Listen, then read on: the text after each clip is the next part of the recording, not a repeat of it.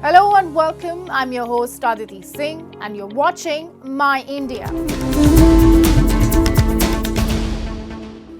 India's growing influence in the global south is evident through Prime Minister Modi's recent visits to Nigeria, Brazil and Guyana, strengthening partnerships in defense, security and economics.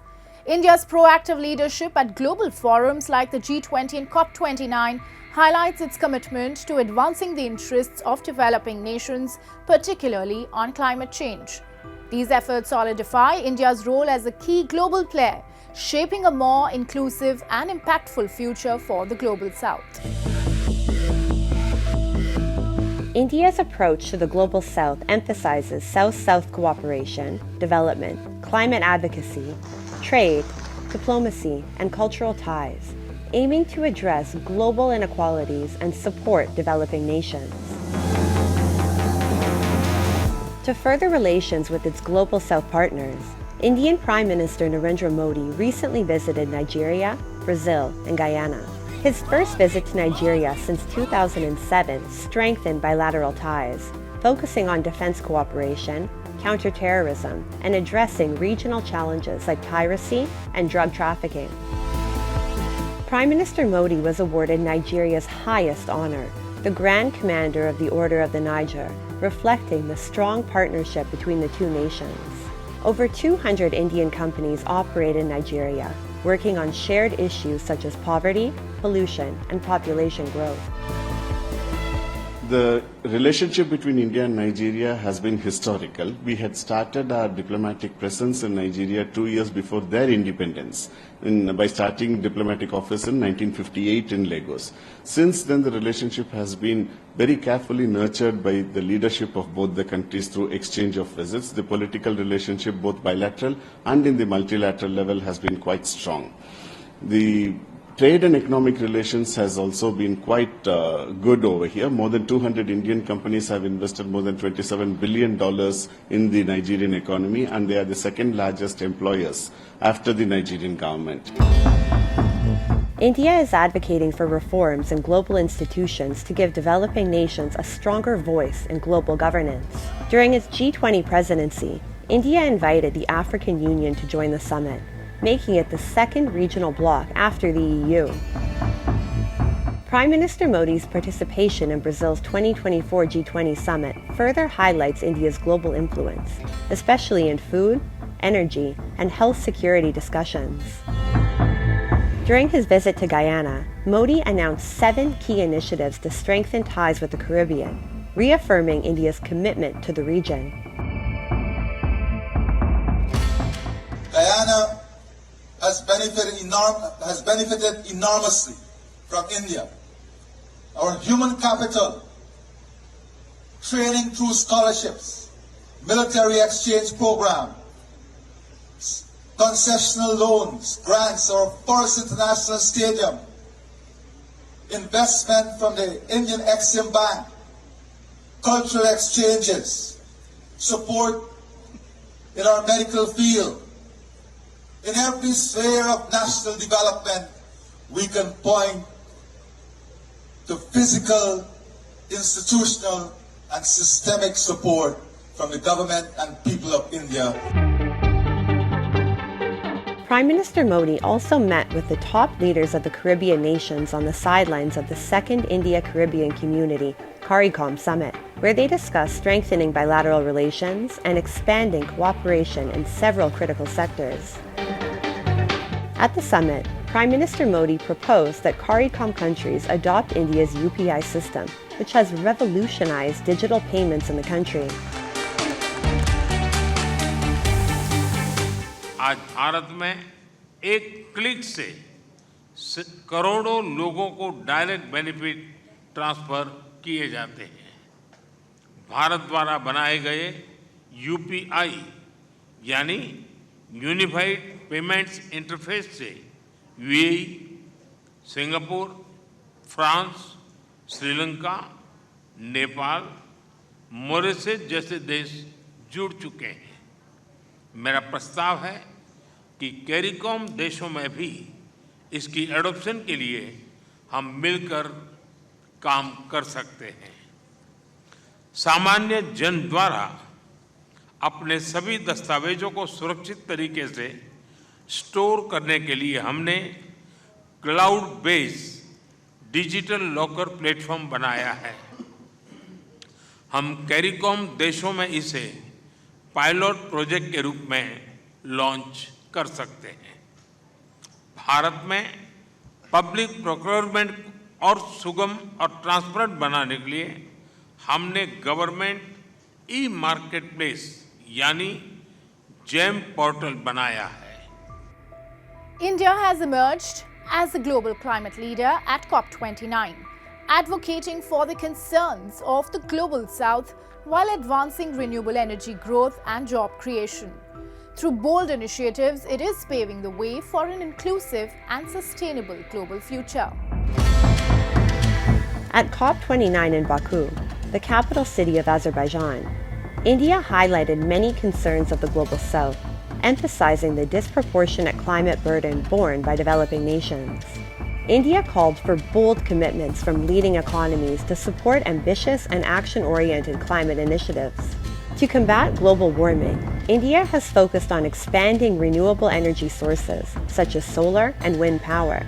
Notably, the Badla Solar Park in Rajasthan, spanning over 14,000 acres, is one of the largest solar parks in the world. Other initiatives include the International Solar Alliance, afforestation programs, energy efficiency measures, and a commitment to achieving net zero emissions by 2070, demonstrating India's leadership in global climate action.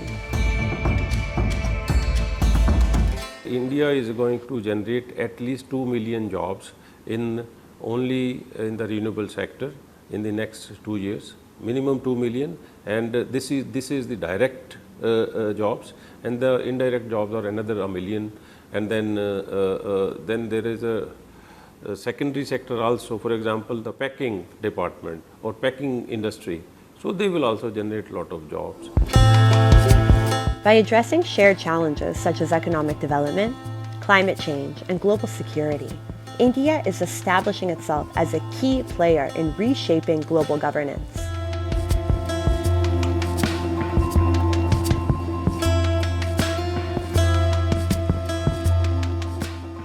With a young and skilled workforce, a resilient domestic market, and a growing focus on sustainability and innovation, the roadmap to a Viksit Bharat or developed India by 2047 is both ambitious and achievable. From the transformative reforms of the 1990s to becoming the world's fifth largest economy today, India's growth story has been one of resilience and relentless progress. Join us as we explore India's blueprint to becoming a leading global economy by 2047. As India nears the centenary of its independence in 2047, it is set to become one of the world's top economies. With a unique blend of demographic advantages, strong infrastructure, technological innovation, and a resilient economy, India stands at a critical juncture in its growth. Achieving Viksit Bharat requires collective effort across industries, government, and society. India's economic transformation, from the liberalization of the 1990s to becoming the fifth largest economy, has been remarkable. A key driver is its demographic dividend, a young, skilled workforce, and a growing middle class that fuel domestic consumption. India's self-reliant model also shields it from global volatility, ensuring continued resilience. India is well on track to be one of the 3 leading economies, maybe even number 2 of the world, largely because the basic infrastructure of what we need is already in place. We have the demographic dividend working for us. We are a rich nation in terms of our industrialization and the services we provide in terms of technology, where there's no other country to beat us. And it is an edge I have no doubt we will maintain even as AI begins to impact the way we work and do technology. India's infrastructure projects, from highways to high-speed rail, are laying the foundation for sustained economic growth. The government's Make in India initiative, coupled with strategic trade agreements, is attracting global investment. India's technological edge, particularly in software services and AI, is unmatched, while its growing startup ecosystem and research and development investments position it as a global innovation hub. Experts predict India could surpass China as a manufacturing hub and economic powerhouse, thanks to its cost competitiveness, skilled workforce, and geopolitical advantage. With a democratic framework and open market economy, India is a prime destination for foreign investment. Just signed an MOU to really reinforce the relations between French and Indian companies on several topics like innovation. We are two big innovative countries. Also on sustainability, which has become a huge topic everywhere. And so this is a first step, but we really want to make our exchanges of startups or relations between big companies stronger and stronger. India's path to Viksit Bharat relies on collaboration between the government, industries, and citizens. This partnership is crucial for the nation's transformation. Proactive government policies such as Make in India and Self-Reliant India are fostering domestic industries and positioning India as a global hub for manufacturing and innovation. I think we'll have to work together, all of us. If we really want to see Viksit Bharat 2047, it'll have to be a collaborative effort. We'll have to work together. When we work in isolation, we will work with a limited experience and knowledge at our command. By focusing on collaboration, sustainability, and innovation, India can emerge as a top global economy and a model for inclusive, sustainable development. The vision of Viksit Bharat is a realistic goal that will redefine India's global standing by 2047.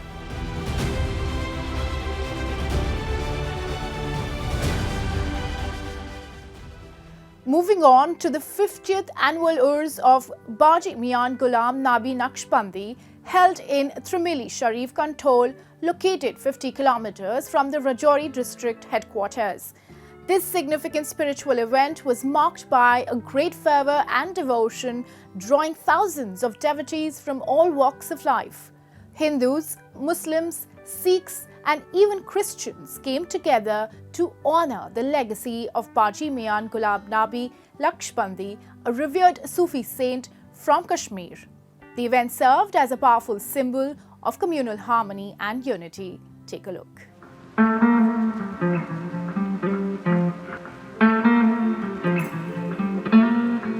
Trimili Sharif Kanthol, a picturesque village located 50 kilometers from the Rajouri district headquarters, is where thousands have gathered to mark the 5th annual Urs of Hazrat Baji Mian Ghulam Nabi Naqshbandi.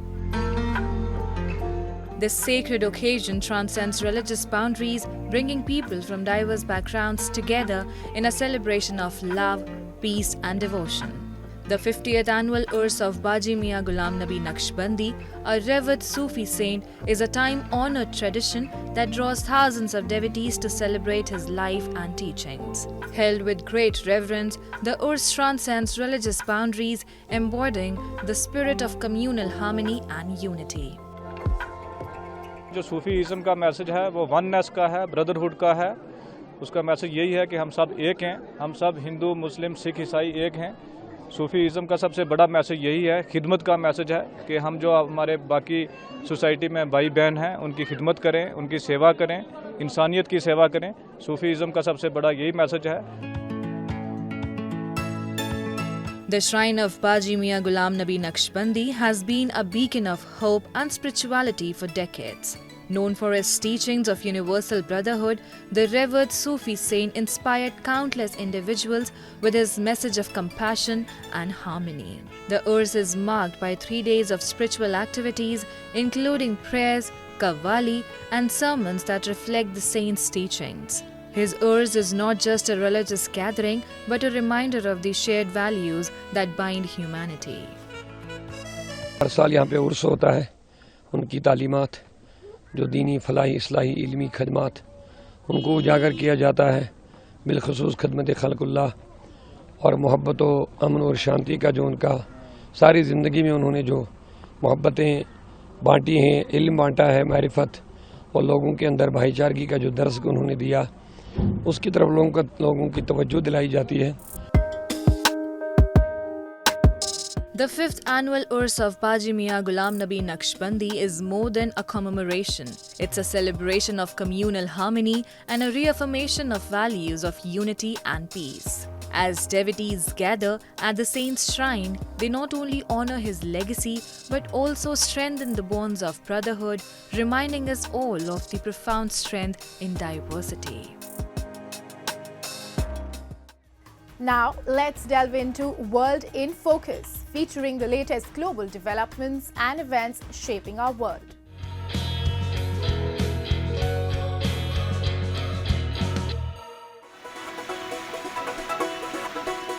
A pair of twin giant pandas were seen playing in snow at the South Korean zoo in Yongin, near the country's capital, on November 27 as heavy snowfall hit the country. In footage provided by Everland Theme Park, which the zoo is part of, twin pandas Ruibao and Huibao were seen sliding on a snowy field and eating bamboo as snow fell around them and their parents. Born in July 2023, the twin pandas were seen experiencing snow for the first time after having stayed indoors during winter last year, according to the zoo. South Korea's capital Seoul was on Wednesday blanketed by the heaviest snowfall during November on record, with bad weather snarling traffic, knocking power cuts and grounding hundreds of flights as authorities braced for more snow in coming days. India, being a rising economic giant, is fast becoming the go-to destination for global businesses. The 43rd India International Trade Fair in New Delhi is a vibrant celebration of India's culture, commerce and cutting-edge innovation, offering a dynamic platform for global exchange. With 11 countries joining the event, the IITF is a true reflection of India's growing international influence and collaborative spirit.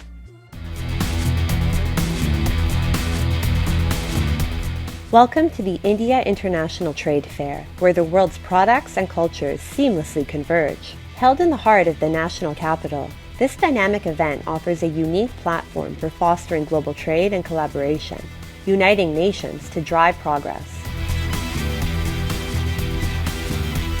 In the past few decades, India has transformed into a thriving hub for international business, attracting investment and shaping global markets.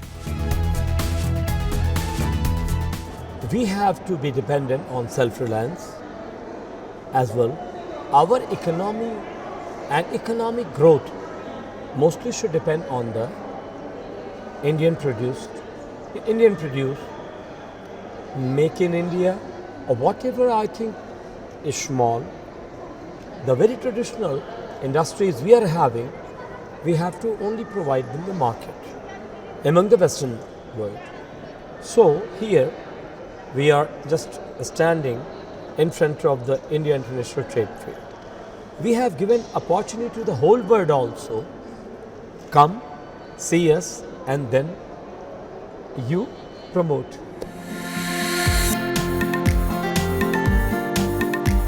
India's emergence as a global investment hub is fueled by its booming economy and strategic efforts to attract foreign capital from Africa, Europe, America, and Asia. With steady economic growth, a vast consumer market, and diverse industries, India offers significant opportunities for countries like Tunisia. Tunisia's rich heritage in art and craftsmanship, particularly olive wood crafts, has helped cement strong ties with India, creating a promising market for Tunisian businesses.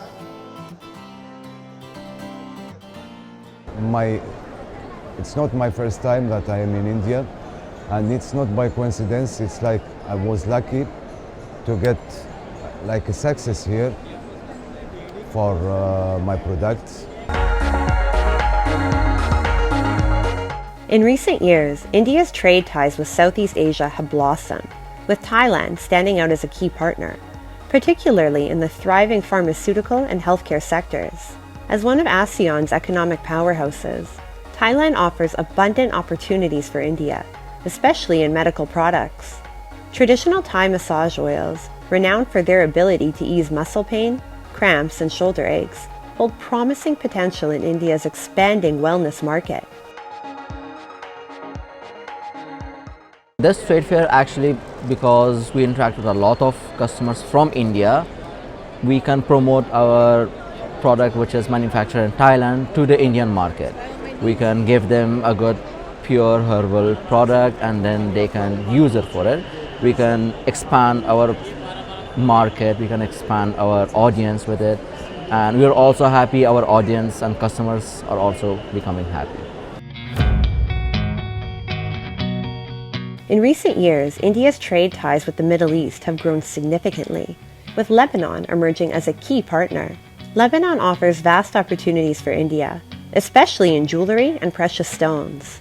Bracelets made from these precious stones play a vital role in jewelry marketing. This strengthening relationship is unlocking new prospects for trade and cooperation between the two countries. It's items from Lebanon which are made up of rare Arabic stones, and it is handmade. Like some stones like this is hemimorphite and this is Amazonite and other stuff. This brass items is attracting the Indians, and these flower pots, and it also increase our relationship with India. From intricate wooden crafts to therapeutic medicinal oils, the global market offers a wealth of investment opportunities in India. Through this trade fair, India reaffirms its commitment to the Make in India initiative, not only promising its own industries, but also providing a platform for countries worldwide to showcase their businesses and explore investment opportunities in India. By fostering global collaboration, this fair serves as a bridge, connecting diverse industries and creating pathways for mutually beneficial partnerships, while also inviting international investments to tap into India's dynamic and rapidly growing economy.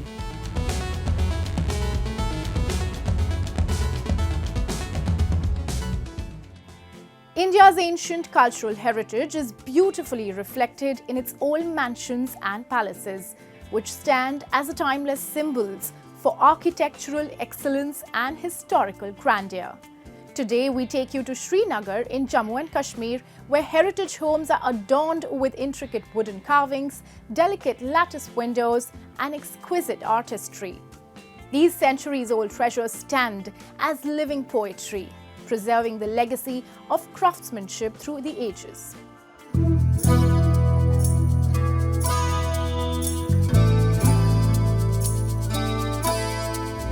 Kashmir, known as Paradise on Earth, is renowned for its natural beauty and rich cultural heritage. The heritage homes in Srinagar's Sher-e-Khas are architectural marvels that reflect the region's history, lifestyle, and cultural values.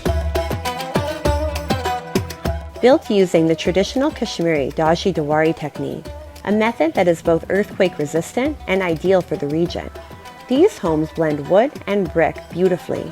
Their intricate wooden craftsmanship, known as kata, and the lattice work on windows and doors, called pindra, are iconic symbols of Kashmiri artistry. Many of these homes, built generations ago, remain carefully preserved to this day. ये 100 साल पुराना है, मैंने नहीं बनाया, मेरे दादाजी ने बनाया है। देवदारा, हाँ, देवदारा और कायर, उसको कश्मीरी में कायर कहते हैं, जो उससे ऊपर लकड़ी है उसे देवदारा कहते हैं, वही लकड़ी है। और इसमें जो ईंटें लगे हुए ना हैं वो सुर्खी और चूने से लगे हुए ये लकीरें, और इन्हीं से बना है वो ये मकान। इसलिए जैसे आज सीमेंट लगाते हैं उस टाइम वही लगाते थे, हाँ, वही लगाता था जिसके पास कुछ माया होता था, गुजारा होता था।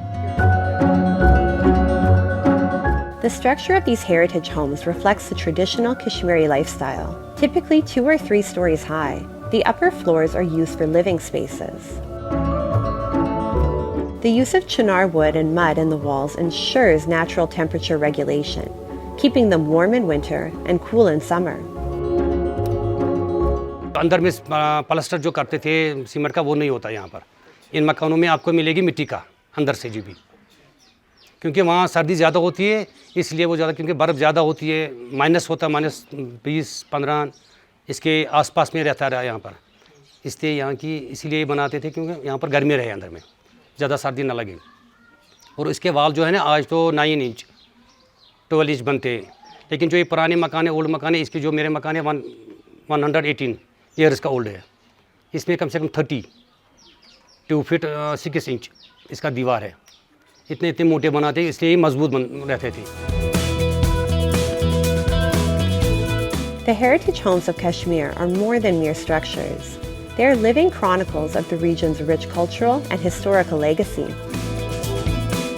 These timeless treasures stand as silent witnesses to centuries of tradition, their beauty and significance inspiring not just Kashmiris, but admirers across the nation.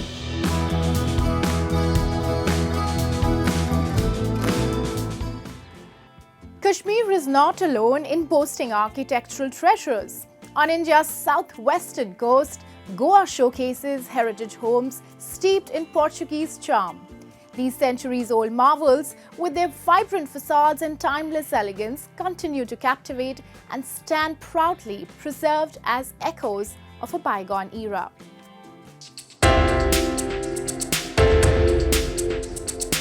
Goa was under Portuguese rule for over 450 years, from 1510 to 1961, shaping its culture, architecture, and religion.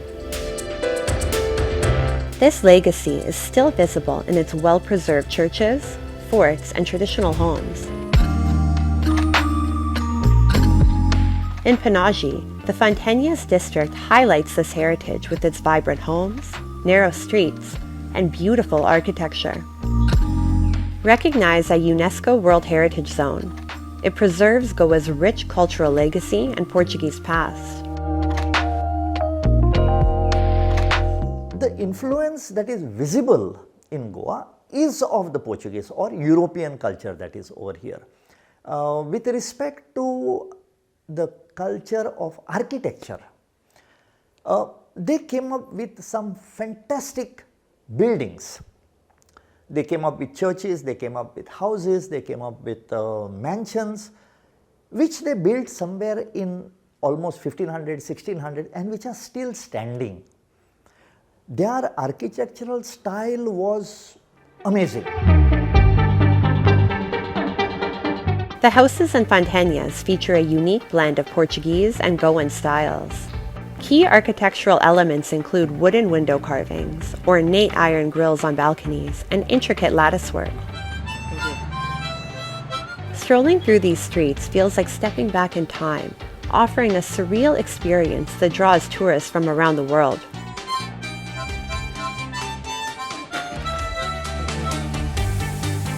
This place reminds me of other places that I've been to in South and Central America, where there's a Latin American influence of the Spanish and the Portuguese. So it's more like the other countries in the world than it is like the rest of India, with the architecture and the Christian influence obviously makes a big difference to how things are in the rest of India. इस समय मैं फोंटेनियास city में हूँ, जो गोवा का main city है। बीच आप लोग गोवा में बीच तो बहुत सारे देख लेंगे, पर ये फोंटेनियास सिटी तो बहुत ही सुंदर है, बहुत ही सुंदर है। The heritage homes of Kashmir and Goa are not just architectural marvels. They are living symbols of India's vibrant diversity and rich history. These timeless structures preserve the essence of their unique cultures, offering a bridge to the past and a glimpse into the stories that shape the present.